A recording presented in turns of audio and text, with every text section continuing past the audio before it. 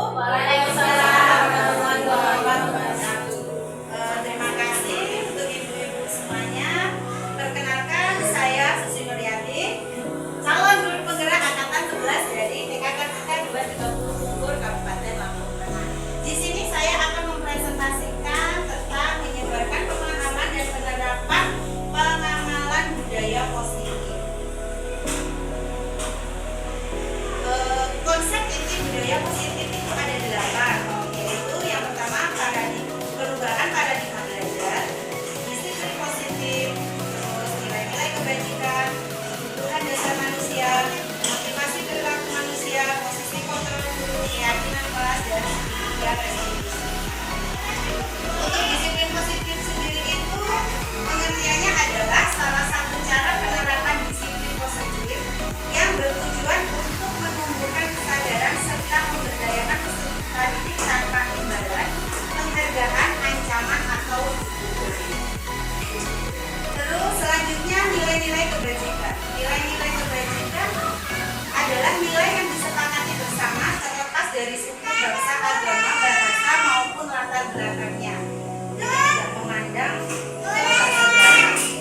profil pelajar Pancasila. Nilai-nilai kebajikan itu mengacu pada profil pelajar Pancasila yang isinya beriman, bertakwa pada Tuhan Yang Maha Esa dan berakhlak mulia, berkebinekaan global, gotong royong mandiri dan bernalar kritis, toleransi, rasa hormat, menghargai, antusias, empati, kerjasama, dan percaya diri merupakan nilai-nilai kebajikan yang dituju. Untuk keterampilan dirinya, maksud dari nilai kebajikan itu dapat dipercaya, jujur, pendengar yang aktif, serta tidak mudah merendahkan orang lain. Saling menghormati. Selanjutnya kebutuhan dasar manusia. Kebutuhan dasar manusia adalah segala sesuatu yang kita lakukan untuk mendapatkan apa yang kita inginkan. Seluruh tindakan yang dilakukan memiliki tujuan tertentu dan semua usaha terbaik yang kita lakukan adalah dalam rangka supaya kebutuhan dasar kita sebagai manusia terpenuhi atau terpenuhi. Dan ini adalah 5 kebutuhan dasar manusia. Yang pertama yaitu bertahan hidup, kebebasan, kesenangan, mendapat kasih sayang, dan penguasaan. Itulah kebutuhan dasar manusia. Selanjutnya, motivasi perilaku manusia. Motivasi perilaku manusia itu ada 2. Yang pertama yaitu intrinsik, yaitu faktor dari dalam diri. Seseorang itu melakukan sesuatu itu pasti ada motivasinya. Dari faktor diri sendiri, tujuannya mungkin untuk menjadi orang yang mereka inginkan dan menghargai diri sendiri dengan nilai yang mereka percaya. Selanjutnya ada faktor ekstrinsik, yaitu faktor dari luar. Itu biasanya untuk menghindari ketidaknyamanan atau mendapatkan imbalan atau selanjutnya tiga cara, yaitu hukuman, konsekuensi, dan restitusi. Semuanya itu terlihat mirip tapi berbeda. Semuanya tujuannya itu membuat murid itu tidak nyaman ketika mereka melakukan suatu kesalahan. Kalau hukuman itu ketika murid melakukan kesalahan, dia dihukum secara fisik. Terus hukuman itu tidak terencana, berarti spontanitas ketika murid melakukan kesalahan. Hukuman itu bersifat satu arah.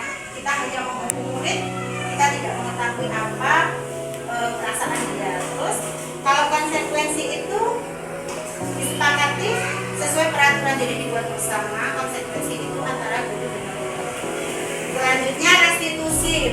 Restitusi itu sama dengan konsekuensi, disepakati sesuai peraturan dan terencana.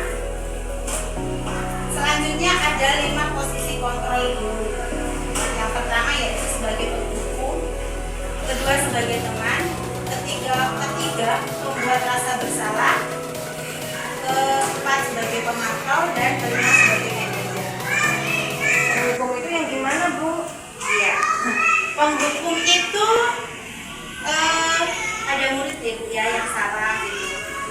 Contohnya dia tidak mengikuti pelajaran itu. Terus dia dihukum sama gurunya untuk hormat bendera setuju. Penghukum itu kalau saya ngomongnya menyakiti murid begitu. Dia egois, bisa dendam ya Bu ya. Ya. Terus selanjutnya pembuat rasa bersalah. Pembuat rasa bersalah itu biasanya gurunya ngomong, nah harus berapa kali ibu guru memberitahumu dan kamu selalu mengecewakan ibu. Itu dia dibuat merasa bersalah sekali. Selanjutnya ada posisi kontrol sebagai teman. Itu biasanya kata-katanya, ayolah nak, patuhi aturannya dan jangan mengulangi lagi perbuatanmu. Itu sebagai teman. Jadi kita memposisikan diri kita tuh sebagai teman pada anak-anak. Jadi mungkin anak-anak akan lebih nyaman. Selanjutnya posisi kontrol guru sebagai pemantau. Itu contohnya kamu sudah melanggar peraturan, kamu tahu kan konsekuensinya. Nanti ketika pulang sekolah pergilah ke sawah dan rambutnya rambut. Itu sebagai contoh ketika anak melanggar peraturan apa rambutnya panjang. Jadi kita mengamati, kita tegur dia. Selanjutnya ada posisi kontrol sebagai manajer. Di sini kata-kata yang biasa digunakan, kamu tahu nggak kesalahan itu? Lalu bagaimana kau akan memperbaikinya? Jadi lebih halus. Jadi sebagai guru sebaiknya kita menghindari itu sebagai guru karena akan menyakiti murid lah yang pasti. Walaupun mereka kecil tapi mereka pasti punya perasaan ya Bu. Bu, berarti yang posisi kontrol sebagai manajer tadi, coba Bu slide-nya.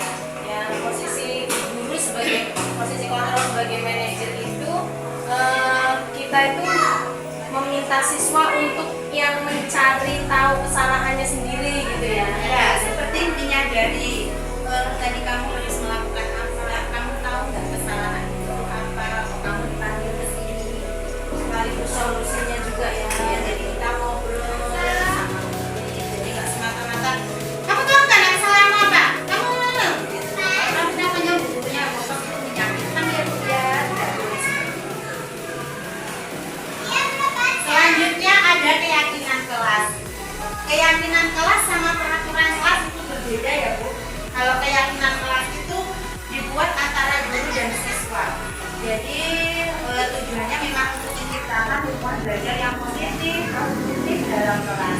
Kalau peraturan itu biasanya yang buat hanya gurunya saja. Apa nih soal guru bikin tidak boleh menggunakan sepatu berwarna-warni, tidak boleh rambutnya panjang. Jadi kan kalau sama murid tahu, oh ini loh yang nggak boleh ini. Jadi kesimpulannya, walaupun peraturan kelas itu penting, tapi keyakinan kelas memberikan manfaat yang lebih dalam menciptakan lingkungan belajar yang positif dan memotivasi siswa untuk berperilaku baik. Selanjutnya, pembentukan keyakinan kelas itu harus melibatkan semua warga kelas.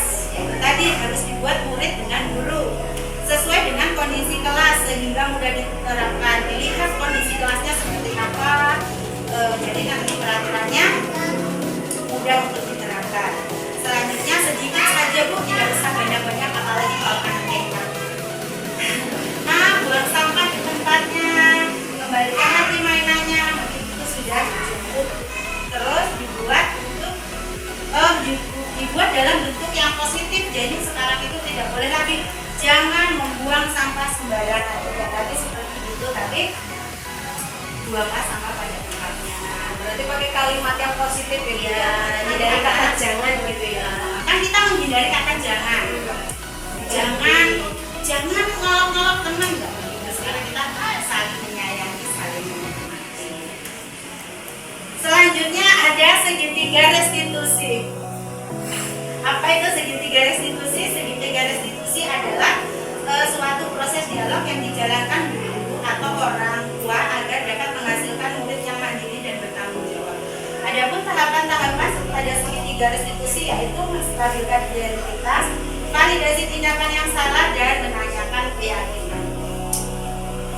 Kalau menstabilkan identitas itu biasanya guru menegur anak, memanggil anak, dia ngomong ke anaknya, dia menstabilkan identitas, berbuat salah itu wajar, nah, tidak ada manusia yang sempurna. Saya juga pernah melakukan kesalahan, saya tidak mau mencari siapa yang salah dan siapa yang benar. Terus selanjutnya Selanjutnya validasi tindakan yang salah. Biasanya kamu pasti punya alasan kenapa kamu melakukan itu. Terus kamu melakukannya karena mempertahankan sesuatu yang penting. Biasanya anak itu, kenapa kamu nakalin dia? Iya, karena dia nakalin duluan. Jadi kita cari tahu dulu ke anak. Selanjutnya menanyakan keyakinan, apa keyakinan kelas kita, nilai apa yang disepakati bersama, dan kamu ingin menjadi orang yang seperti apa. Itu biasanya yang ditanyakan oleh guru ke anak. Ya.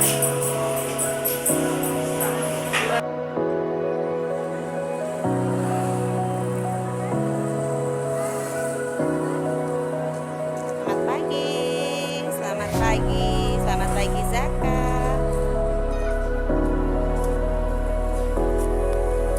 Pagi Bunda.